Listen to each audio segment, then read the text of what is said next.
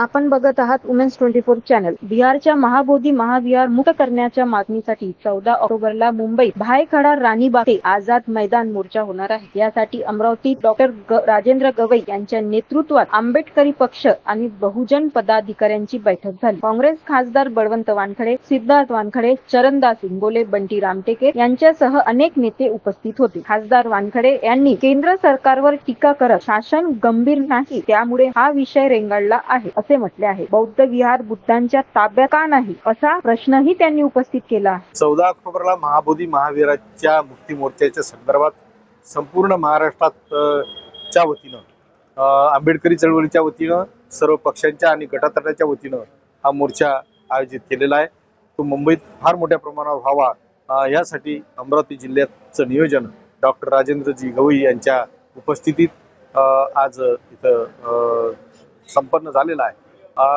या मोर्चासाठी संपूर्ण महाराष्ट्रातून अनेक लोक येतीलच, म्हणून अमरावतीतून सुद्धा जास्तीत जास्त लोक गेले पाहिजेत या उद्देशानं हे नियोजन होतं। यापूर्वी सुद्धा आपण लोकसभेमध्ये हा मुद्दा मांडला होता। केंद्र सरकारकडे काय अनेक ते कायद्याच्या संदर्भात अनेक काही बाबी आहेत, पण त्यासाठी कायदा करणं गरजेचं आहे, म्हणून तो लोकसभेत मी प्रश्न उपस्थित केलेला होता।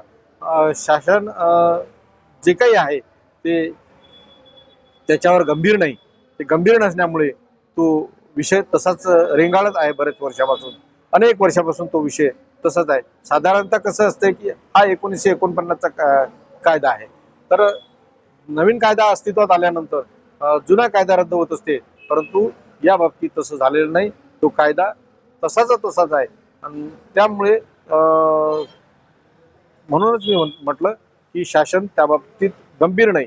शासन गंभीर असतं तर आतापर्यंत तो प्रश्न निकाली लागला असता, कारण अनेक जर मग चर्च असेल तर ते त्यांच्या धर्माच्या प्रमुखांजवळ असते, मंदिर असेल तर त्यांच्या धर्माच्या प्रमुखांजवळ असेल, मस्जिद असेल तर त्यांच्या धर्माचा प्रमुख त्याच्या मध्ये असते। पण मग बौद्ध विहारच का बौद्धांच्या व्यतिरिक्त लोकांच्या ताब्यात आहे, हा एक मोठा प्रश्न आहे, म्हणून त्यासाठी हा लढा आहे। 14 ऑक्टोबर 2025 रोजी बौद्धगया महाबोधी महाविहार हे मुक्त करून बौद्धांच्या ताब्यात यावं याच्यासाठी मोर्चाचा निर्णय आदरणीय रामदासजी आठवले यांनी घेतला। त्यांचा मी मनापासून आभार मानतो आणि त्याला आपण सहकार्य करावं अशी माझी इच्छा आहे। आणि असा निर्णय नंतर आम्ही घेतला की सगळे बौद्ध, सगळ्या पक्षामधले बौद्ध, म्हणजे मग ते रिपब्लिकन पक्षातील सर्व गट आहेत, बीजेपी आहे, काँग्रेस आहे, शिवसेनेचे दोन्ही गट आहेत, राष्ट्रवादीचे दोन्ही गट आहेत, प्रहार आहे, या सगळ्यांना मिळून एक फार मोठा मोर्चा व्हावा। त्याच्यानंतर बरेच संघटना आहेत, भीम ब्रिगेड संघटना आहेत, अनेक संघटना आहेत, त्या सुद्धा याच्यामध्ये याव्या। त्याचप्रमाणे अनेक भिक्षू आहेत, अनेक बौद्ध विहारामध्ये बौद्ध उपासक आहेत, या सगळ्यांनी एकत्रित येऊन एक मोठा मोर्चा काढण्यात यावा अशा प्रकारचा निर्णय रामदासजी आठवले यांनी घेतला। रामदासजी आठवले यांनी मुंबईमध्ये 4 वेगवेगळ्या बैठका घेतल्या, पण नंतर मला तिथे वाटलं की कुठेतरी योजना हा बरोबर होत नाहीये। त्याच्यामुळे मी तिथे असं सांगितलं आठवले साहेबांना की माझ्या जिल्ह्यापासून सुरू करतो, की बैठका या जिल्हा वाईज असल्या पाहिजे, जिल्हा वाईज वाटणी झाली पाहिजे, आणि मुंबईच्या व्यतिरिक्त पहिल्यांदा ही बैठक अमरावतीला झालेली आहे। अशा प्रकारच्या बैठका आठवले साहेबांनी आदेश द्यावा आणि प्रत्येक जिल्ह्यामध्ये व्हावे।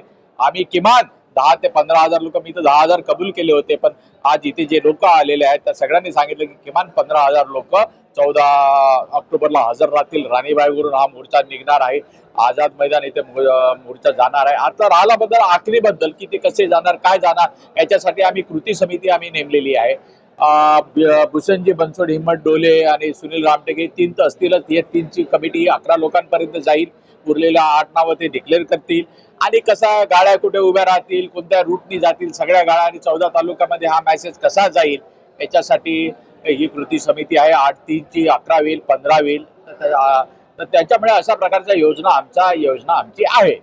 बळवंत वानखडे सुद्धा इथे येऊन गेले आणि आमची इच्छा आहे की आंबेडकरी परिवारातील सगळ्या लोकांनी यावं, बाळासाहेब आंबेडकरांनी यावं, भीमराव आंबेडकरांनी यावं, आनंद आंबेडकरांनी यावं, राजरत्न आंबेडकरांनी यावं, संदेश आंबेडकरांनी यावं, आणि अक्षय आंबेडकर तर आम्हाला जॉईन झालेले आहेत। तेव्हा 6 आंबेडकरांपैकी 5 आंबेडकरांचे गट जरी जॉईन झाले नाही तर अक्षय आंबेडकर यांचा एक गट आम्हाला जॉईन झालेला आहे। उर्वरित गटांनी आमच्याला सहकार्य करावं अशी विनंती मी या पत्रकार परिषदेमार्फत त्यांना करत आहे। अधिक माहितीसाठी बघत रहा वुमेन्स 24 चॅनल.